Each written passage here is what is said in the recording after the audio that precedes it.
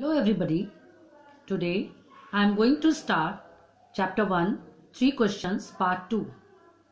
In part 1 we have read, once there was a king.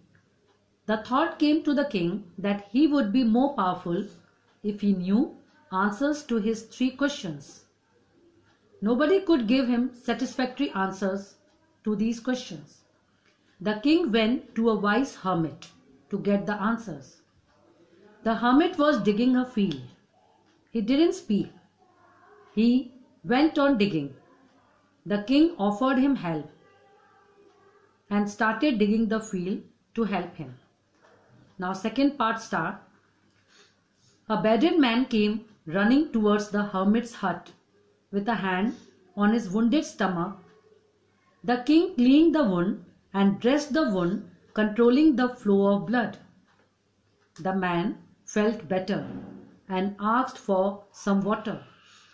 The king brought fresh water and gave it to him. By this time the sun had set and the air was cool. The king took the man inside the house. The man was lying quiet inside the house, and the tired king fell asleep on the ground. In the morning, when the king opened his eyes, he saw the wounded man asking for forgiveness.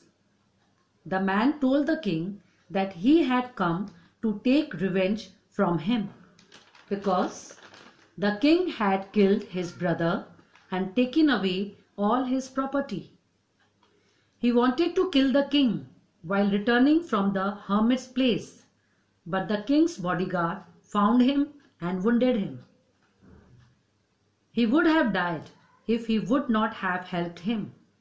He regretted his thought of killing the king and promised to be his faithful servant. The king was pleased to turn his enemy into a friend. He forgave him and returned all his property. Now the king went to look for the hermit who was sowing seeds in the beds that they have dug the day before.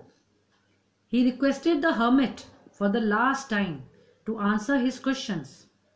To this, the hermit replied that the king had already got the answers.